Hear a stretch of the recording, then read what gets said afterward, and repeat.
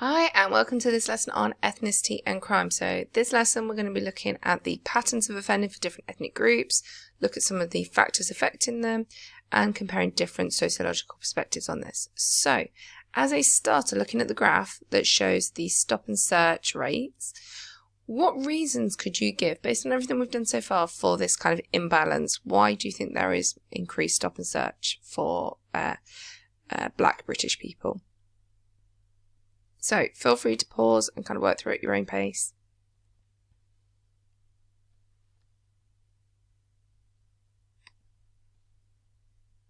So again, some key statistics.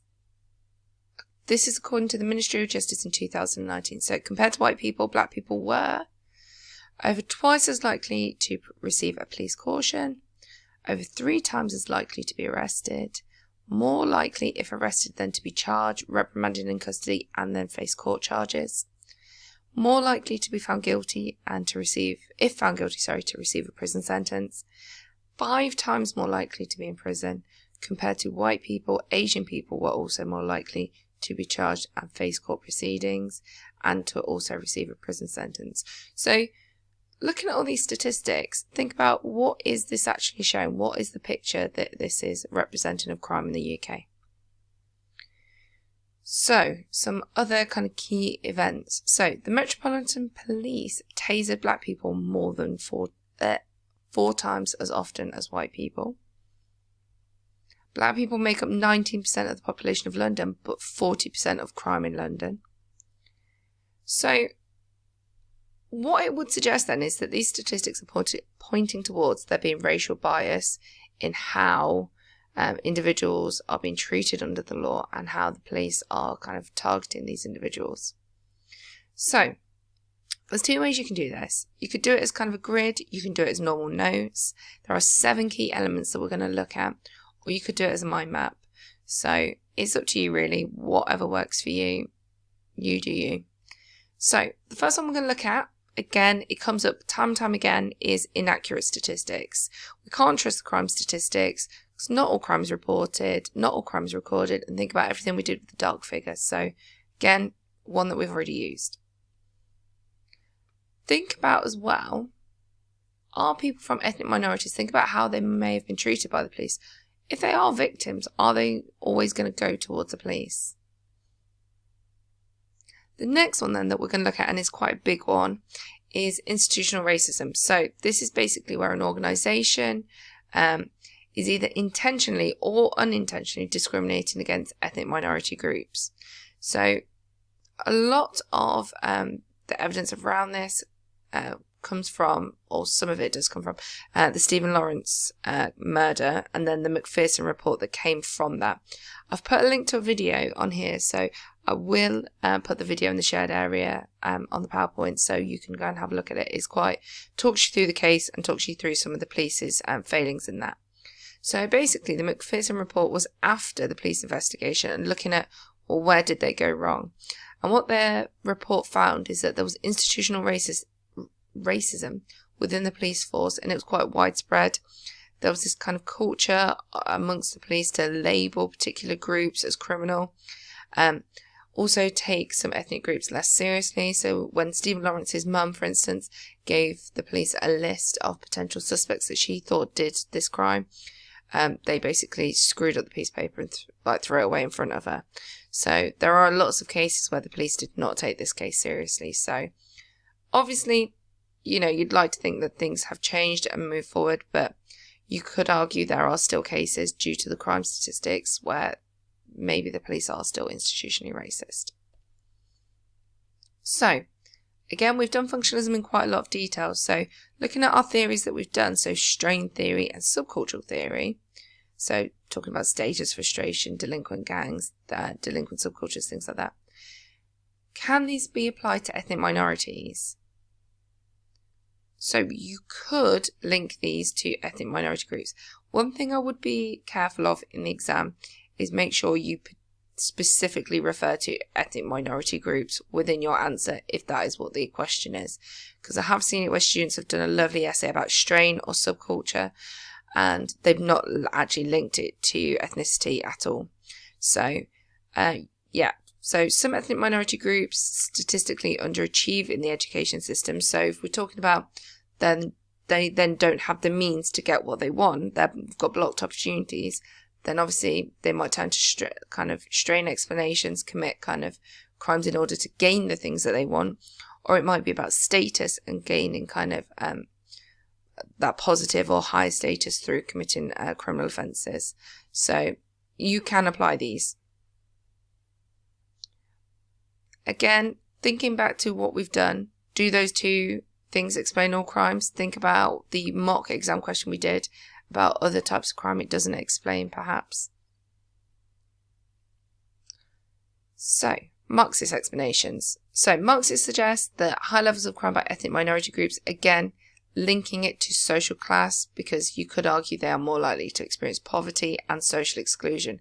So again, look at what you already know and see if you can apply it. So, for instance, Marxists claim that the UK state and criminal justice system are also racist.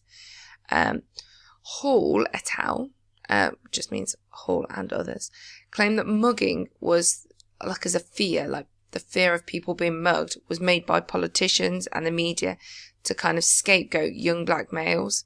And then it was kind of detracting people from what else was going on in the world. So this kind of crisis of capitalism that was happening. So it was like, oh, look over there, black people mugging, And it was as a way to kind of make people forget about all the other things that was going on that maybe they were to blame for. They also suggest it could be due to things like relative deprivation. Again, think of what we've already done and can you link it? So interactionists, labelling, hopefully before we even go into this you could go, yeah, do you know what, I could apply this. So racism is racial stereotyping. Obviously, looking at institutional racism does happen there within the police. Ethnic minorities are more likely to be labelled as criminal. Particularly young black males fit this kind of police stereotype as troublemakers, therefore are more likely to be targeted by the police. And the police focus on these groups, leading to then more arrests, the more in crime statistics because of these kind of stop and search practices. So obviously, if they're stopping and searching them more, they're going to find more criminal cases. The same if they stopped and searched more of the general population.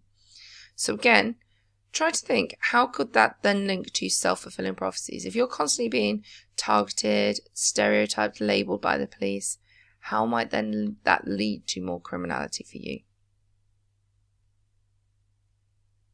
So, feminist explanations. So, black feminists in particular have looked at ethnicity, gender and crime. They've believed that there is quite a big issue with females of colour who are being dealt with by the police, the criminal justice system, quite disproportionately to white females. So, for instance, black women were twice as likely to be arrested than white women. So again, it is this kind of targeting again. And again, if you look at the graph on the top, it says for every 100 white women handed custodial sentences, that was 227 black women. So it doesn't seem to be proportionate. So the other example that you could use, and again, links into a lot of the stuff we did on media and moral panics, things like this, is the media reinforcing these kind of views. So there is quite selective reporting of kind of criminal activities, particularly by black Muslim youth and Muslim youth, and it might be that they're not doing anything wrong, but their presence is seen as a kind of threat. So it kind of creates this mistrust, this hostility, amongst young black people towards the police. And obviously that conflict can then lead to more criminality. So, final kind of bit. So which side of this argument do you agree with? And what evidence could you use to back it up? So we've got the police. So some ethnic minority groups just commit more crime. So do you agree with that? Or do you agree that the police are more likely to arrest, charge certain ethnic groups over others? So, which side would you agree with and how would you back it up with evidence? Now, I have put a practice 12 marker in here. You don't necessarily at home need to do this question because we are building up to do a mock, like a practice in class mock soon. So, I'm not going to say you have to do it, but what I would say is do a bit of a plan. So would you know how to answer this? So Discuss how far sociologists agree that ethnic minorities are more likely to commit crime. So I think you've got to come up with your point. Why would they commit crime? Or are they not committing crime? It just appears that way. So try to come up with, points for each side. And again, don't forget about your theories. Is this a Marxist point? Is it functionalist, feminist, interactionist? And what would your conclusion be? So looking at the evidence, which side presents the better argument? How far do you agree? And if you would like to kind of do this as a kind of summary, so views on ethnicity and crime, so what would Marxists say? What would functionalists, interactionists and feminists? It might be nice to have it as a kind of revision activity. So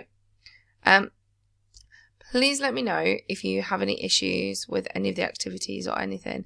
Hope you're okay, and I'll see you soon. Thanks. Bye.